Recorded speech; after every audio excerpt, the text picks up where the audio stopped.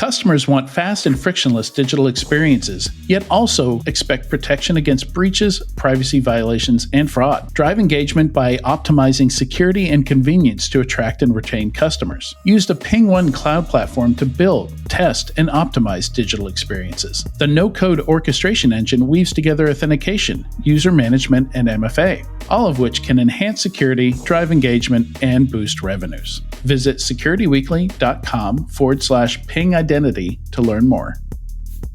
Attacks can't be prevented, but they can be stopped. Modern cyber attackers have already made it inside your network, but you have the upper hand. Find and eradicate threats with ExtraHop network detection and response, and shut them out before real damage is done. Learn the advanced techniques attackers are using and how ExtraHop stops them with a live attack simulation. Register at securityweekly.com/ExtraHop. That's extra HOP. Welcome back to Enterprise Security Weekly. Don't miss any of your favorite Security Weekly content. Visit securityweekly.com/subscribe to subscribe to any of our podcast feeds and have all new episodes downloaded right to your phone. You can also join our mailing list, Discord server, and follow us on social media and our streaming platforms, which include Twitch and YouTube. Don't forget to check out our library of on-demand webcasts and technical trainings as well at securityweekly.com/on-demand. Some really fun ones from earlier this year there. Well worth checking out. Now for the Enterprise Security Weekly news, you can look at securityweekly.com/ESW 286. Is that correct? Yeah, ESW 286 is where the notes are. And there are a lot of notes and a lot of stories for today because we skipped news last week. So let's go ahead and get into it. All right. Should we start with the first one here? Katie, Tyler, what do you think about cloud security startup hitting 100 million ARR in 18 months? This is Wiz for context, by the way. Yeah. I mean, good for them. That's quite a astronomical, explosive growth to go from. I mean, does the article say they went from 0 to 118 months, or were they at some other number before? So they say I think the 18 months is measured from general availability. So that's not the beginning of the company. That's from when they started selling the product. Got it. Okay, so it says they've existed for 32 months. So there's probably an 18-month or whatever that is. I didn't do the math figure before that. Yeah.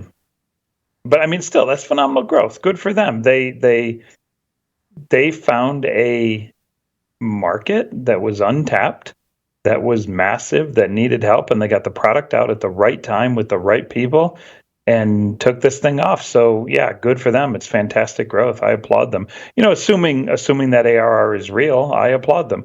The flip side of that question is how much money have they taken in and how much have they burned to get to 100 million? I don't know those numbers off the top of my head either, but no, they're there in the notes. Oh, I see it now. They raised 622 months. Yeah. So 600 million in 22 months. And the question is, how much do they have left? Always the question, right? I mean, they blitzed the market. It will be determined whether it's a win or not when they exit. You can't ever determine whether something's a win until the game is over. Because you could blitz 0 to 100 million and spend $1 billion to do it and never recoup the money you had to spend to get there. So, yes, and when you look at the raw growth rates, it's a absolutely phenomenal speed to 100. The question is, how healthy is the business around it? And if it's a healthy business, God bless them. Good luck. So yeah, and that's a big question that, like, further on in my notes, I know I have a lot of notes here, but we don't know the net new revenue. We don't have the details we need to see, if there's churn, to really figure out the number here. We don't know how hard they're burning that cash. We do know that they went from like 280 employees to 500 in 6 months, in the past 6 months. Like, I don't even know how you hire that many people that quick. Like, that's insane. Well, the real question of that is, how do you hire that many people that fast and keep the put 'em quality to to a work? point where you're not putting out pure garbage. Yeah, yeah.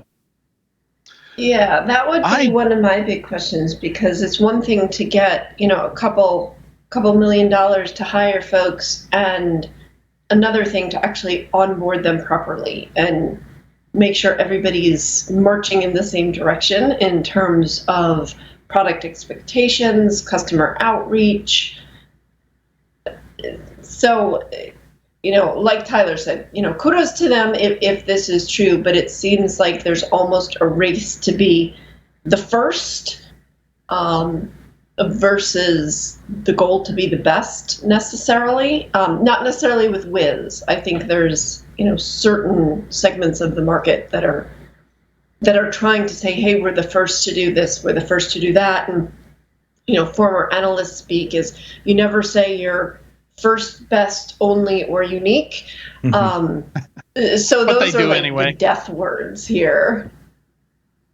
No, I honestly, Yeah. I think at the end of the day, I would not be surprised if their revenue is where they said it is. I don't think they would just go out on a limb and lie about that. But the bigger No, I think question that's way too risky for them Right. or anybody, because then they risk losing customer trust and market Right. trust, and certainly And investor trust. Yeah. yeah, but the real, I think, question here is the health of the company around it. And I'm not positing that the health of Wiz is poor. I'm just saying we don't know, because it takes the health of a company is more than just its revenue rate, right? Because if you have a 100 million rev rate and a 500 million a year burn rate, you're dead. You're never going to make it, right? So it's all about a balance and a healthiness of the company itself. And I would love to see additional metrics around the business state of the business across the board before I declared this a massive win. But from a PR side of the house, 100%. If I was in a company that did 0 to 118 months, you bet I would be touting it as a massive achievement, because it is, and good for them for getting there. Yeah, and it's and there are certainly some measurements out there. There's some interesting ones like Bessemer's efficiency score and David Sachs' burn multiple, but we don't have the numbers to calculate that. The only That's one right. I found that we can calculate with the numbers we have is Dave Kellogg's hype factor, which divides the capital raised, 600 million, by the ARR, 100 million, and that gives you a hype factor of 6, which is off his scale. Yeah. Like hype factor of 5+ suggests there's very little there at all. But I'm not sure how well that applies to the security market. Like this could be a very unique case where, like you said, Tyler, they caught the tail of the dragon here. They're one of the first in the CSPM market, which is huge now, and they picked the right thing at the right time, and caught that money as well. And yeah, so I don't know how much you can go off of that. Most of these are applied to SaaS companies in general, not security companies. Yeah, when we're talking about Dave Kellogg's hype factor, the question is, when was that metric? When did that metric become a metric that people 2015? looked at? So 2015. that's the question, came up right? with it. Look at the investment to return, or the investment to ARR numbers in 2015, and compare it to 2021 when Wiz took in the bulk of their capital, right? I would argue that 6 is probably not that nutty for a 2021 investment. Yeah. But, again, I don't think this is a great way of measuring it, because invested capital changes with the strengths of the comps in the public market. And so literally a year ago, the hype factor would be a very different result compared to in today's market. So it's just a hard thing to understand. Well, one thing I noticed when people were kind of debating, like, is this a real number or not? In some private conversations, I saw people just coming out of the woodwork saying, well, we use them, and, we pay them a lot of money for what they do. And we use them and we pay them. Like enough people came out of the woodwork and said, yeah, we're a Wiz customer, that this totally seems like a real number. Oh, I'm willing to bet the 100 million is absolutely a real number. I wouldn't be surprised at that at all. But not half bookings, in other words, like actual. No, and they were the talk of the town at Black Hat a couple weeks ago at the Black Hat conference. Man, everybody was talking about this because they dropped it, I think, on the first day of the conference, the morning of the first day of the events. And everybody was talking about, have you seen Wiz's numbers, their growth, et cetera? And it's like, wow, okay, great. You're a privately held company. You don't need auditable metrics. You don't need anything beyond what you want to release to the public. So you can paint any story you want. It's a PR stunt. Even if the numbers are real, it's still, and that's one of the things about Dave Kellogg's hype metric here, is he talks about, simply releasing strategic numbers alone can increase the hype, which can actually increase your customers, the confidence in using the product and stuff like that. So like hype can beget actual growth. Yeah, I always say, when you're doing well as a business, it's okay to tell the world your numbers. When you're not doing well as a business, you talk in vagaries, right? You talk in ballparks. Yeah. Good. Yeah. Good point of reference there. Good rule of thumb. All right. Where do we go from there? It's all downhill. It's all literally. How do any of these funding rounds from number 2 through number 11 here even remotely matter to the news well, I guess the 70 million raised for TX1 networks, ICS. Now that's surprising to me, an ICS vendor raising 70 million in a Series B. I didn't know that ICS had gotten that big. Yeah, we actually saw, was it Dragos had a huge funding a while back. It was like 100 million, wasn't it? Yeah, how long has TX1 been around? I don't know, but this is a B, so and they're probably not growing as fast as Wiz. So I would say at least 4 years, maybe. But I don't know. This is the first I hear of this company. Funny enough, founded in 2019, again according to Crunchbase, founded in 2019. Founders Ava Chen, Terrence Liu. Ava Chen. I wonder if that's the same Ava Chen from Trend Micro. 93.9 million in funding since 2019. Let's see. And Chinese, Taipei, Taiwan. Gotcha.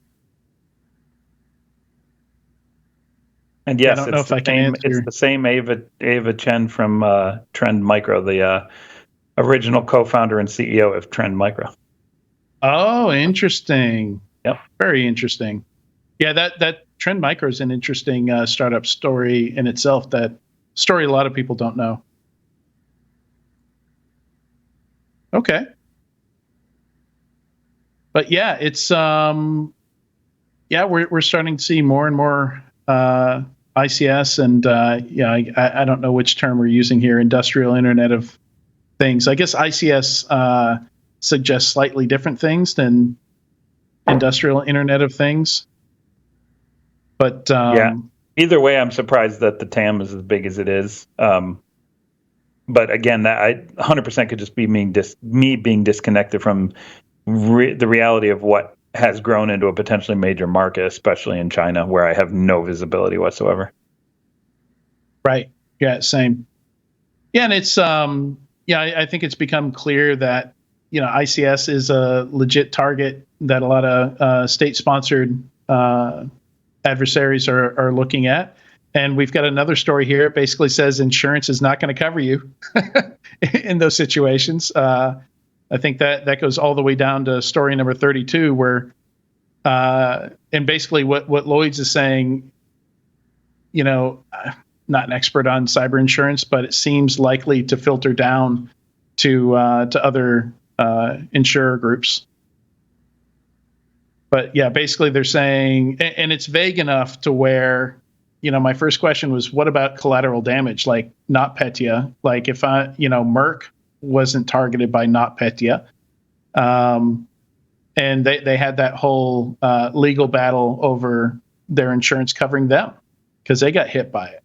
Clearly it was an attack that was targeting Ukrainian software, but a lot of people outside Ukraine were using that software and got hit by it and got impacted.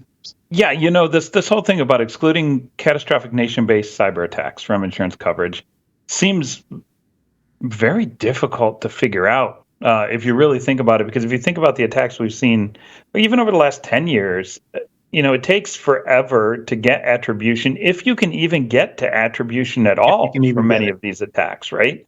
And so if you can't get to the point where you know who did it, how do you know whether you can even cover it? So it seems like such a vague gray area that I would be loath to say that you wouldn't cover it based on the fact that it's a nation state attacker. Well, are they potentially counting on the fact that a lot of, not a lot of, certain types of attacks are meant to be a statement and a group might claim responsibility for it? Is that what they're banking on here? Because there are certain attacks that we know where nation states have come out and said, yep, that was us. That's not common necessarily, but, could that possibly be a factor? But also, isn't cyber insurance in general meant to cover catastrophic attacks? I mean, I thought that's what insurance was there for in general, not just in cybersecurity, but... So traditionally, acts of war have been excluded in the insurance world, from what I've read. But I mean, a lot of the stuff happening with nation states and cyber and stuff like that, it's not the same as kinetic attacks. It's not the same as cities getting shelled. So I'm not sure it should be held to the same standard. Right. Yeah, I mean, it's one thing if maybe this has the potential for physical damage too, which certainly, certain types of attacks could. But if you're talking about a massive data breach, that's what I thought that's what cyber insurance was for, or even system disruption that stops a company from being able to function for days, weeks, months at a time. To me, that's sort of the definition of insurance. I know, from the insurance company's point of view, there are hoops that companies have to go through. They have to demonstrate that they've taken reasonable measures. They have to make sure they're up to date.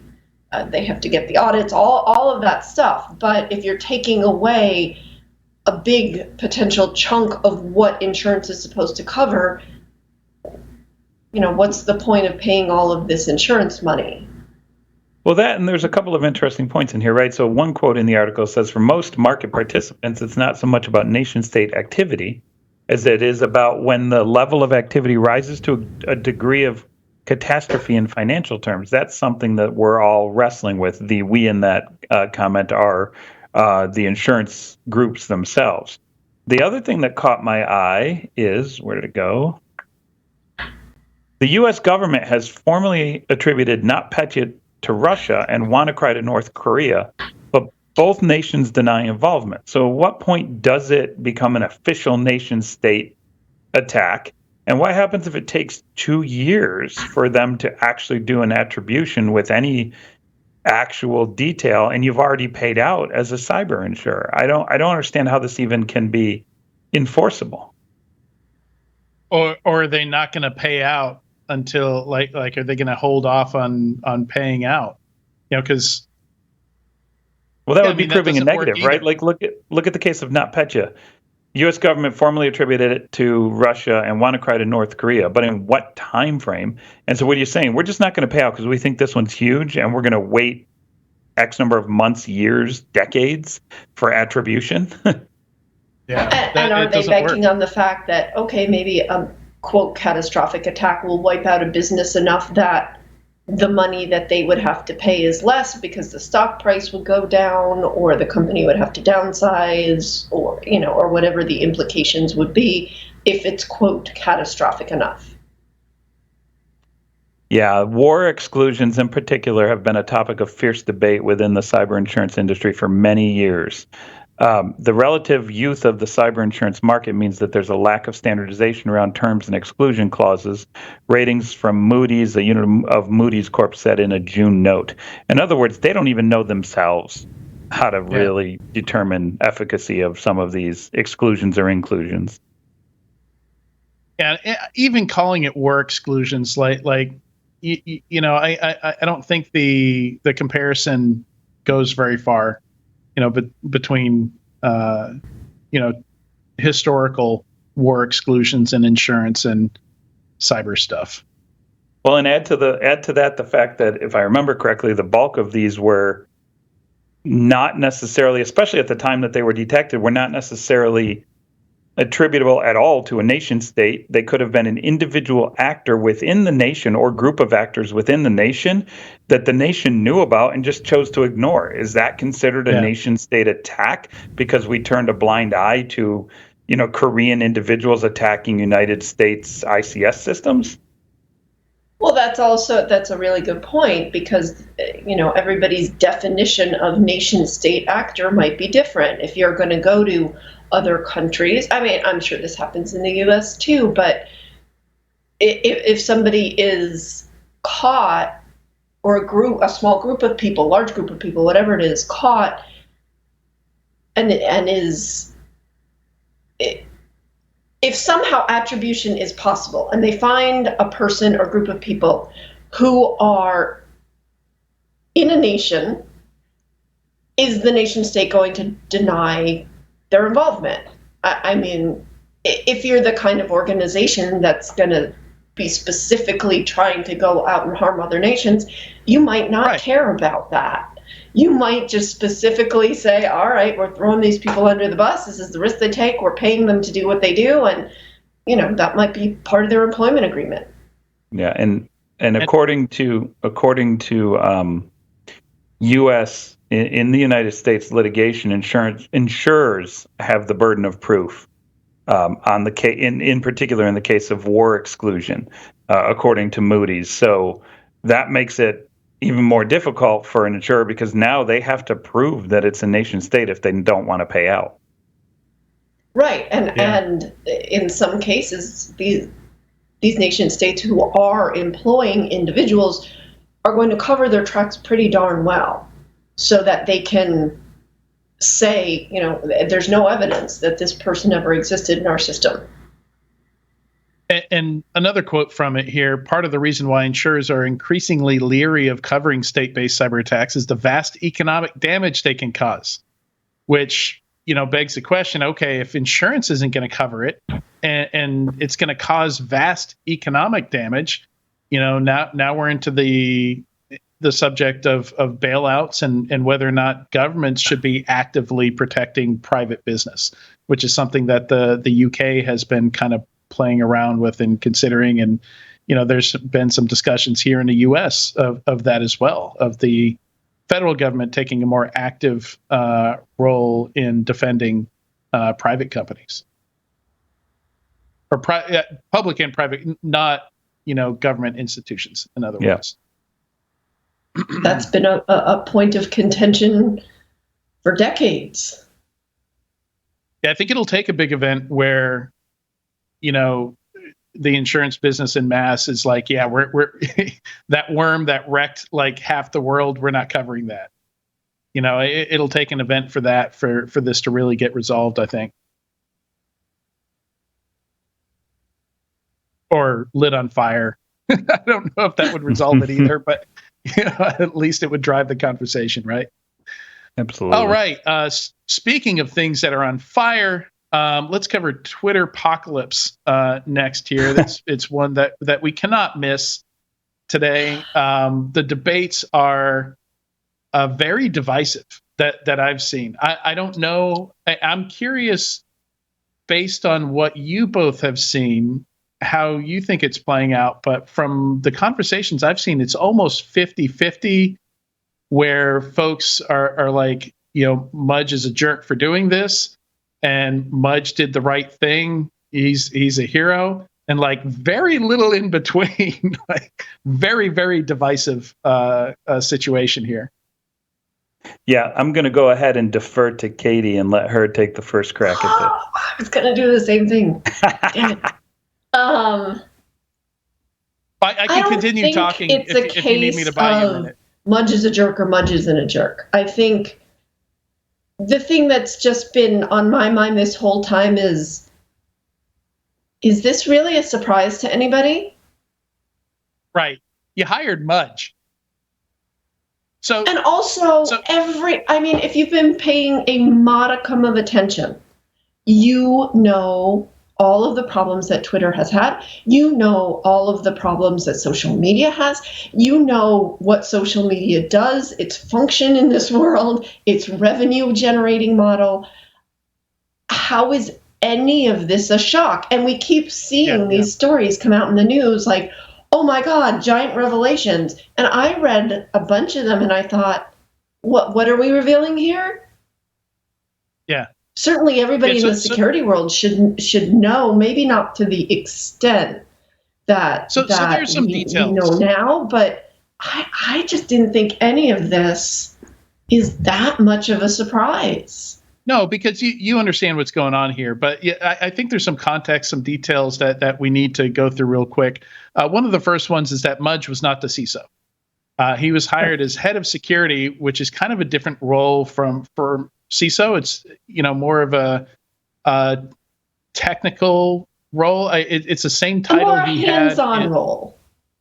Yeah. The question with that, Adrian, as I'm sure you are going to get to, which is why you're bringing this up, is do you have legal responsibility as a CISO versus a head of security? No, actually, I wasn't. But let's get back to that. But I want to get like the kind of some of the foundational groundwork out of the way here, which is that Mudge was hired directly by Jack Dorsey, Twitter's founder, right after a hack. I think Dorsey knew who he was hiring, but this was also a time when Dorsey was less, a fractional CEO, basically, of Twitter. Twitter had no leadership for a while, and it was something that investors had been complaining about for years, because Jack was also the CEO of Square, which has since rebranded as Block. And he was spending all his time over there. And, this is one thing that Mudge mentions is, it was hard to even get any of Dorsey's time. And when he did talk to Dorsey didn't say much. He'd basically be like a one-way report. So basically, Mudge was brought in, and more when you look at it, it seems like something that was very much a PR move to bring in, which last person, like you don't want to bring in like one of the most mission-oriented hackers on the planet to come clean up your business if you just want them there for the PR. I disagree. Value, I don't think that was a PR play. I think Jack cared. The replacement CEO did not. Well, he cared and immediately checked out. That's a problem. Well, he cared, immediately checked out, and that replacement CEO didn't come in for like a year after Jack Dorsey had basically checked out and wasn't doing the job anymore. But the question, so you bring up a very interesting point. And Ed Amorosa from Tag Cyber had a very interesting article. If you get a chance to read it, I would recommend going and reading it. And you can read my comments on it. Oh, is it on the list? My comments are on his article. I comment directly. Yes. So on the LinkedIn article. I was shocked by the article he wrote, quite frankly, because I'm of the opinion of the exact opposite of it. And the reason why is put yourself into the situation of, say, a Joe Sullivan from Uber. Yeah.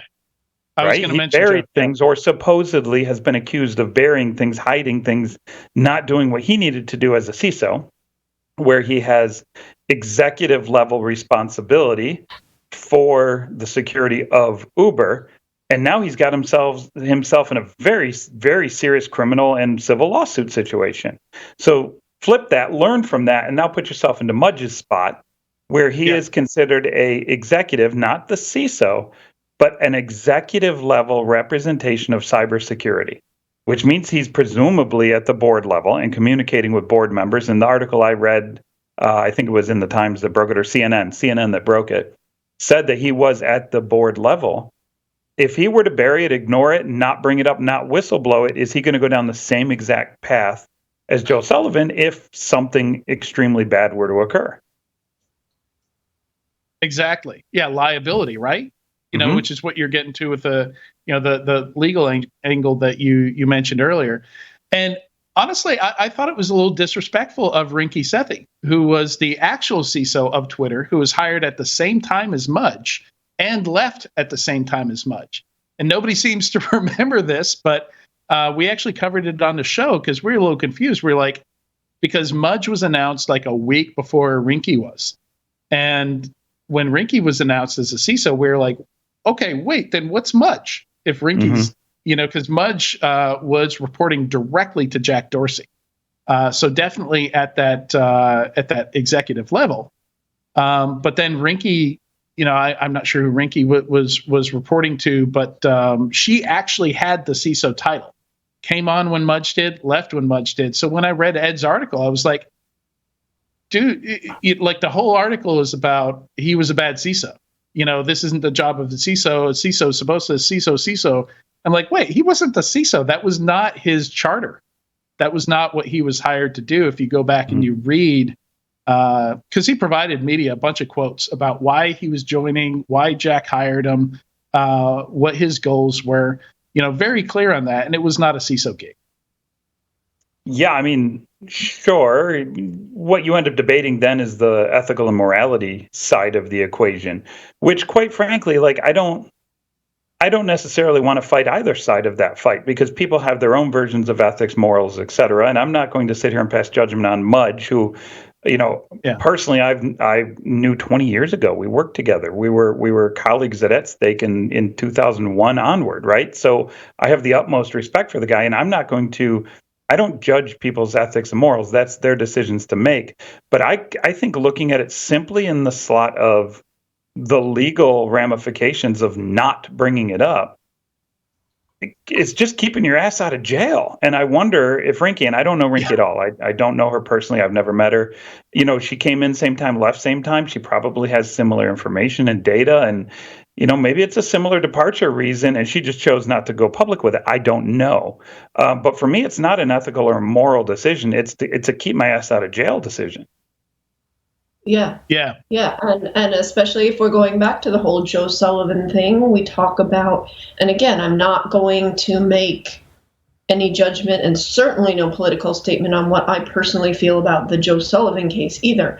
What I have said and written publicly is that audit trail, create that paper trail. Yeah. And if this is part of what Mudge was doing, good for him. That's smart. If this is a CYA, then it's got to be a CYA. We will never, ever know what goes on behind the scenes in cases like this. Yep. Never. It's just not going to happen. His publicly stated reasons. So I don't think it's a case of whether or not this was a good decision or a bad decision. It's, if we're saying, hey, you've got to document, you've got to report, you've got to, make sure if you see bad things going on that you're talking to the people in the positions and you're documenting that you're talking to the people in the positions who can make those decisions, then, we all got to put food on our table, folks. It is what it is. Interesting. I don't think that's a problem. I think, I think the main thing about this is the media attention that this is getting for being so shocking.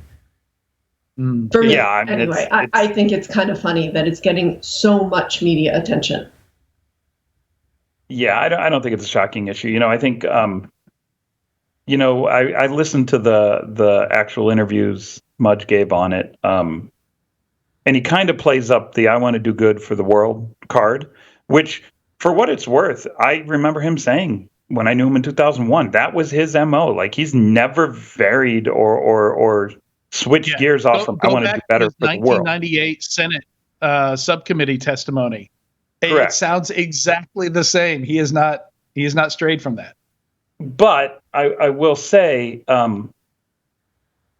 if that's his only reason for doing it, that's a little bit more difficult because now you're like, well, then you are making the moral judgment on whether what Twitter does is good or bad, which for me is a difficult thing to swallow. I think the argument that he should be publicly making, and the question I would love to ask him as a journalist is, talk to me about the legal ramifications of what you are doing and why you are doing this from a legal perspective, right? Yes. Because that to me is, I think, the crux of, listen, anybody can you're going to get both sides of a coin argument when it comes to ethics and morals. Everybody has different ones, but it's very difficult to have both sides of a coin when there's evidence that proves you broke the law or not. And I think that's the meat and the crux of what I would love to hear from him if he does do more interviews on the topic.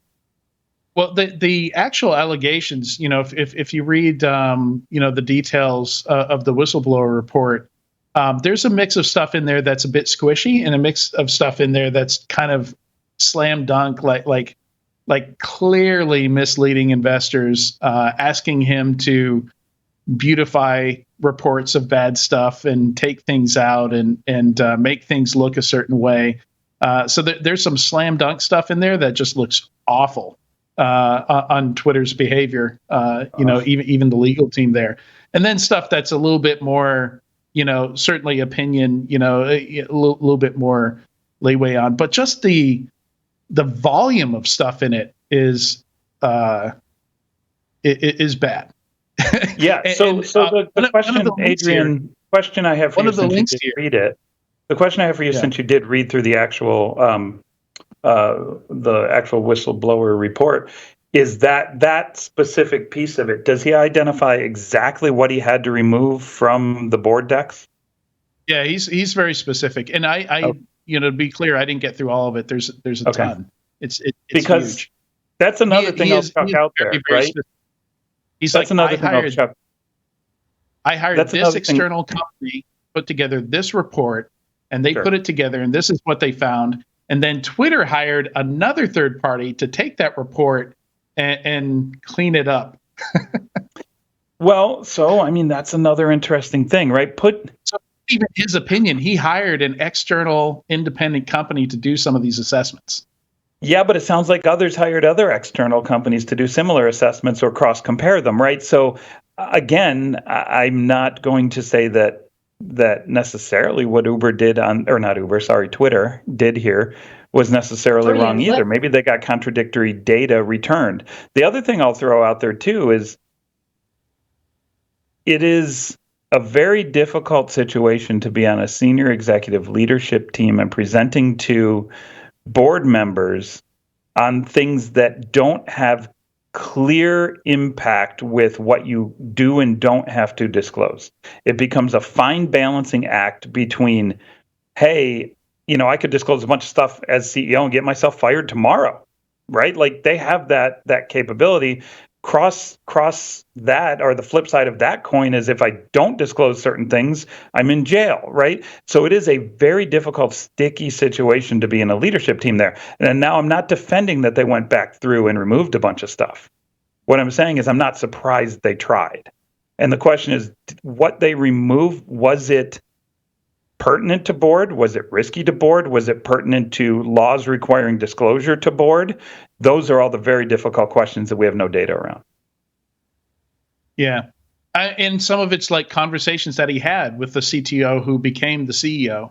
And that's another interesting thing is the current CEO of Twitter was a software engineer that Twitter's really been his only non-intern job. And he just kind of rose up through the ranks and suddenly became CEO. That's a hell of a ride. I know, right? Like the first CEO gig you're going to have is Twitter. Your first and only job. Like that's, either, I don't know. It's problematic. Given that's a hell of a ride. Sounds like a rather narrow focused CEO. Yeah. Yeah. And, he's been there for over, just a couple years after Twitter was founded. So, like strong sense of loyalty, do anything for the company, maybe biased in some of the wrong directions to make the right decisions here.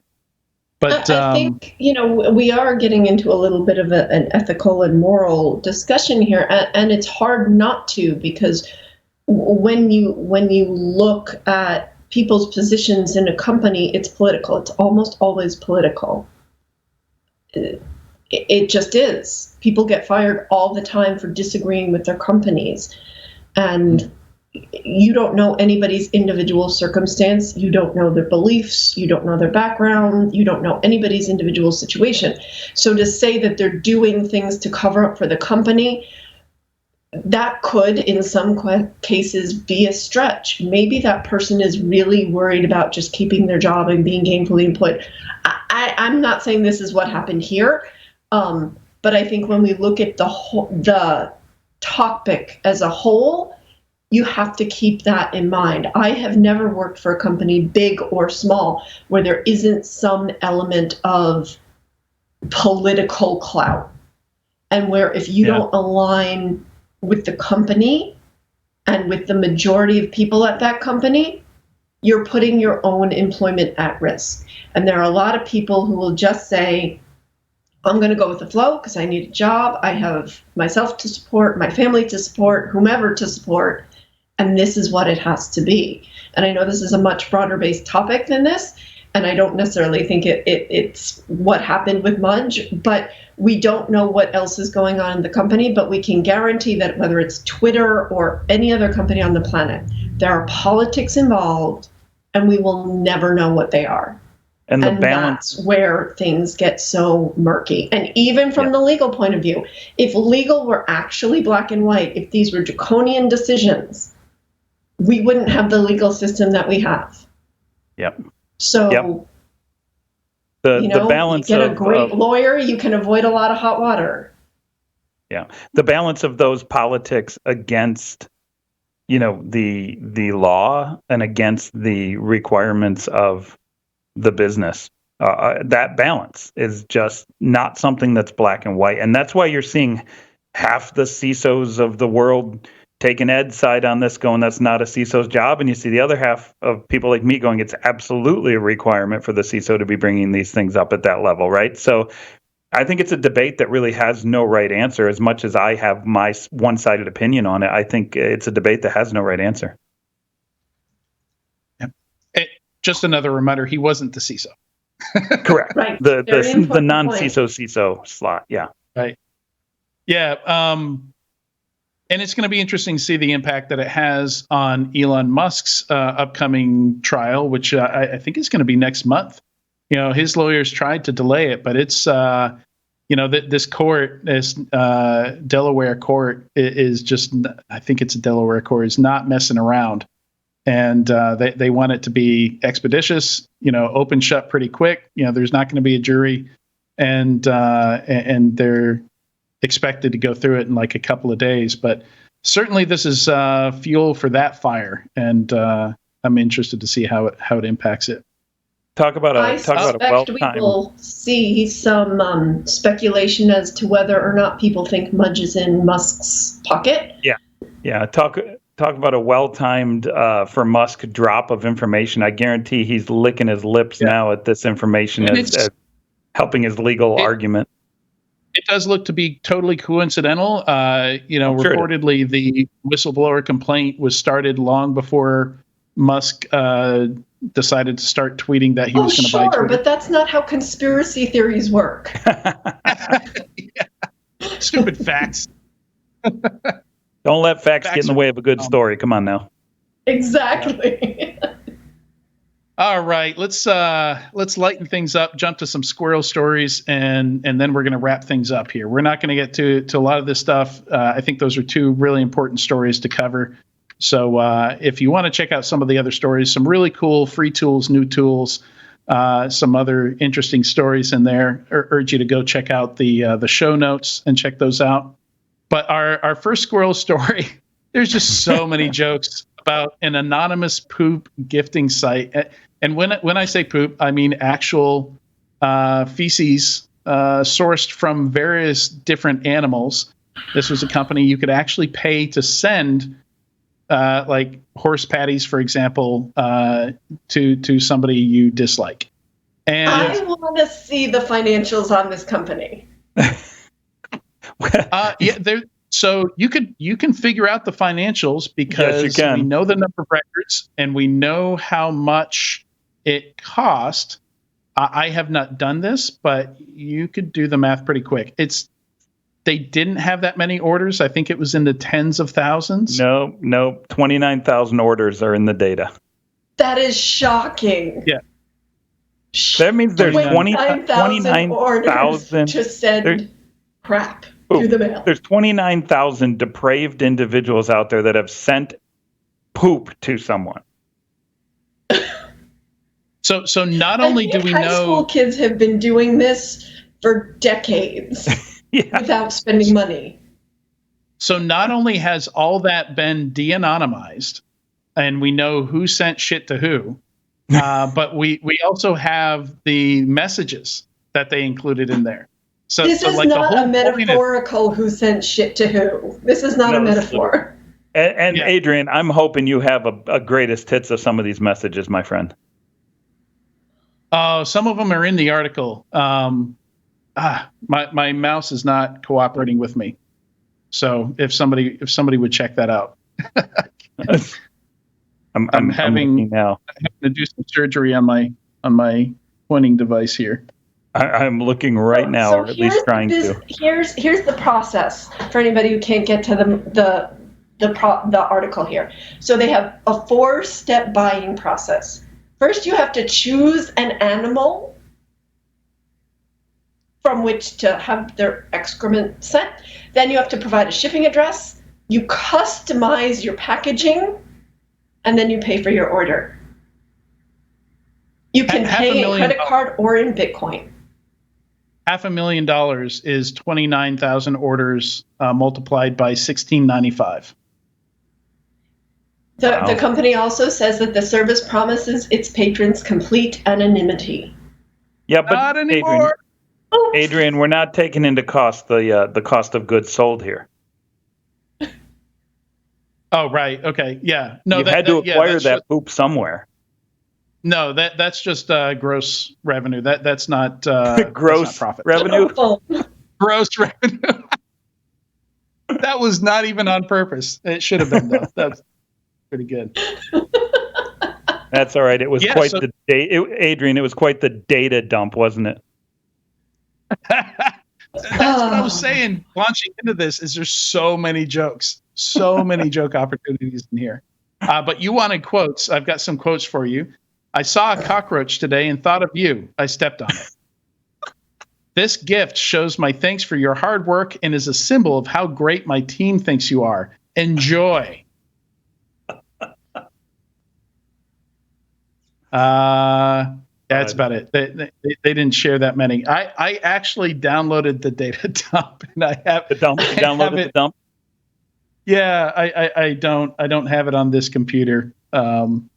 When I download stuff like that, on that computer. I don't. I have special computers for browsing dark web. And yeah. This is a shit-free computer. All right. Hey, can you do me a favor? This is a shitty topic. Let's go over to Janet Jackson. Yeah. So, speaking of, So slightly different here. This is, well, it depends on how you feel about the song Rhythm Nation, I guess. I was always a fan of it. I'm a huge fan. Great song. Some people do not like it. But this is actually something I want to dig into and just do some research for, just for fun in my spare time. But and from what I can tell, this happened a long time ago. I don't know why it's just coming out now. Apparently, the story was just told internally from one Microsoft employee to another Microsoft employee, and that's how it came out. But so this is way back in the day. I'm assuming late 90s, early 2000s. Your average laptop had 5,400 RPM, and even before that, there were 4,200 RPM mechanical hard drives. And these drives would just stop working when the song was played. So the assumption here is that there are some notes, there's some frequencies in the song, that have resonance with either the hard drive platters themselves or with the speed at which they're turning, which 5,400 RPM, if you convert it, that is an F sharp and the specifically the second fret on the E string, the bottom E on a guitar, is the frequency that relates to 5,400 RPM. Yeah. Wait a minute. Okay, hold on. If that were the case, every musician on the planet would have crashed their computer. Exactly why I want to dig into it. And that note is not even that common in that song. It is in that song. It is within the key, the E minor seventh, that kind of drones through that song. It's mostly just a drone in E throughout that song. That's why I want to dig into it more, because if this one song could do that, certainly you could isolate what's causing it to happen and make it happen on purpose. And even though mechanical hard drives are becoming more and more rare today, I'm wondering if there's other things like we're starting to see. I know quantum computing, that quantum computing environment is very sensitive. And, one of the other things that the original article here by Raymond Chen at Microsoft shares is an old video on YouTube where a guy shows that he can introduce significant latency into hard drives in a server room by screaming at the hard drives. So he pulls up some live stats on the hard drive latency, and then turns around and screams at the hard drives. And you can see latency go like up above 500 milliseconds, to the point to where, if that was a laptop, it would crash. All right. I'm calling BS officially. I am officially calling BS. I need you to determine if this is real or not, Adrian. Go buy some old drives off of eBay and see if you can replicate the problem. It's funny because I do have old drives, but my drives are too old. All my old laptop hard drives are 4,200 RPM. I don't have any 5,400 RPM. So I've got to, there's some research to do here. Definitely. I love it. And if you've never seen the video, the collapse of the Tacoma Narrows Bridge, which is another example of resonant frequencies being problematic, is amazing to watch. Look up the Tacoma Narrows Bridge on Wikipedia, and they have an old-timey video on there, and it looks like it looks like it's fake footage. It looks like a movie set. Like that bridge is just. Do you remember in gym class when you take out the big parachute and kids would run under it? Like you flip it up in the air and you run, you pin it down. That's what that bridge looked like. It was moving that much that it looked like somebody was just whipping it from one end, and the ripple was just going through it. But it collapsed. It fell apart. You don't say. Yeah. And it was just, really fascinating topic that I'd love to do more research on. All right. I think we'll call it at that. Thanks so much, Tyler, for joining me today. Absolutely. Yep. And thanks for the wonderful poop topic. I thought that was a great topic today. Thanks for the wonderful poop comments. And Katie, thank you for joining me as well. As always. Yeah, I'm trying it one-on-one, one at a time this week. To elicit some response? Yeah, I'm trying to get better at this. All right, big thanks to everybody watching or listening to this week's episode. Lots of good stuff in the show notes. Go check those out. And we will see you next week.